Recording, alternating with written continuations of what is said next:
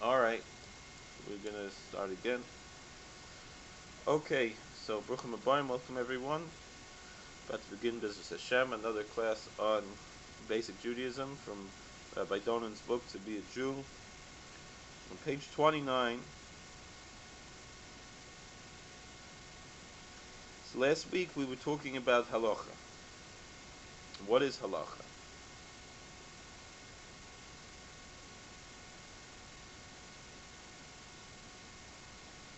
We said halacha means the way one goes. It's practical, not theoretical, legal, not philosophical. But again, when we say practical and not theoretical, that's talking about practical halacha. There is such a thing as theoretical halacha. And that's the Talmud. Practical halacha begins in the Shulchan Aruch, we should say. And even the Shulchan Aruch is not 100% the practical way that we follow today. He says it's legal but not philosophical, but there is certainly philosophy in halacha as well. Basically, the laws of what kind of philosophy are kosher for a Jew to follow. Although it's something that quite often the modern Orthodox world, where Rabbi Donan comes from, might ignore. Depending on who it is. Some people don't ignore it, some people don't.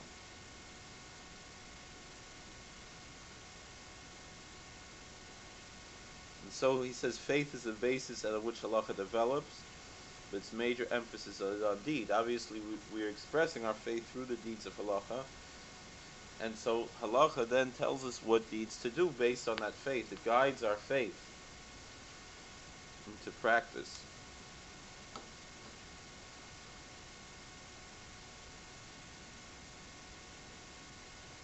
Halacha is concerned with the proper application of the commandments, the mitzvahs, to every situation and circumstances.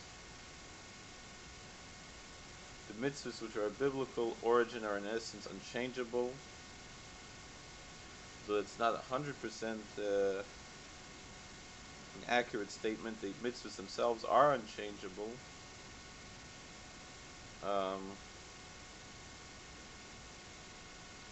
However, the aspects of them, for example, the rabbis can tell us, I don't mean people like me, I mean the rabbis of the Talmud can tell us not to do a positive commandment, but they cannot tell us to commit a sin. So therefore, we say Shev al Tasa Adif, that to sit and not do something that's more important than to actually go and do something. So to sit and not blow shofar when Rosh Hashanah falls on Shabbos, that overrides the mitzvah of blowing the shofar.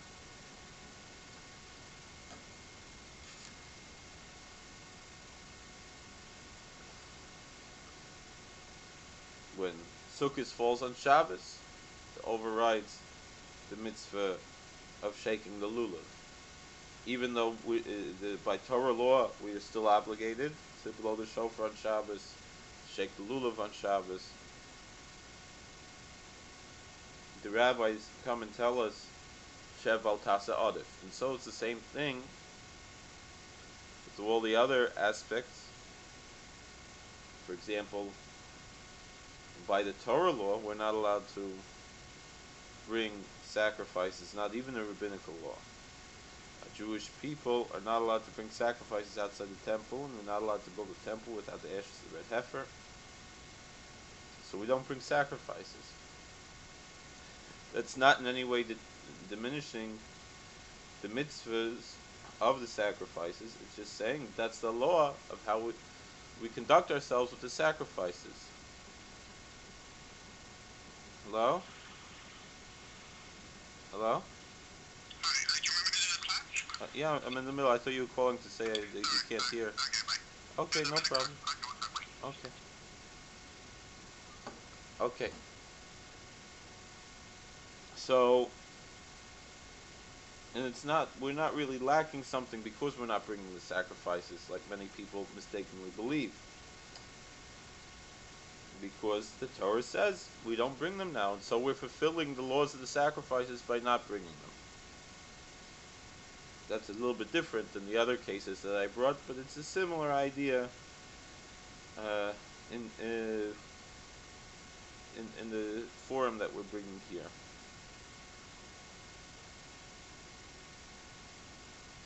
Then he said those of rabbinical origin may, under certain circumstances and conditions, modified be modified by authoritative and ordained scholars. Now, that depends on, we don't have any authoritative or ordained scholars today who could change rabbinical law. However, one thing about rabbinical law is that the rabbis, when they made the laws, made them with certain conditions. And so therefore, they did not decree in certain conditions certain things. This leads to much misunderstanding by people who are not learned in the ways of the Talmud, because they assume that they could be lenient on rabbinical law because of that, but it's not true. It's following the rabbinical law because the rabbis made the laws with certain guidelines. And so therefore, for example, a very famous thing that a lot of people try to bring up is that by the law, when you come to, by rabbinical law, you're not allowed to tell a non-Jew to violate the Sabbath for you. By biblical law, it's okay. But by rabbinical law, you're not. So the halacha is that if you're buying a house in Eretz Israel and it's Shabbos, you're allowed to allow the non-Jew to write up the papers. You can't sign them because the biblical law, a Jew cannot write on Shabbos, but a non-Jew can. And the rabbis did not make the decree when it comes to Yishuv Eretz Israel. It's not clear if that applies today or not. What? Anyway, the point of that is, the point I'm trying to make is that people misunderstand and think, oh, it's okay. No, it's not okay. It's only okay because the rabbis did not make the decree in that situation. Similarly, so we're not being lenient there. The law does not exist there. Similarly, a sick person is allowed to eat food that's cooked by a non-Jew, which generally any time would not be permitted. Similarly, even on Shabbos, you're not allowed to eat food cooked by a non-Jew on Shabbos, but a person who is sick is allowed to. Again, we're not being lenient on the law, but the law just was never made in the case of a sick person, because these are rabbinical laws, and when the rabbis made the laws, they did not make the laws to apply to a sick person. However, the biblical laws we have to keep strong, even except for where, again, the biblical laws might not apply in various cases. And so it's a dangerous statement that those of rabbinical origin may be, under certain circumstances and conditions, be modified by authoritative and ordained scholars, because you have to make it clear, while it's a true statement, we have to make it clear that we do not have such authoritative, such ordained scholars today. We do not have a Sanhedrin today. When Mashiach comes, we'll have a real Sanhedrin, not just people calling themselves Sanhedrin.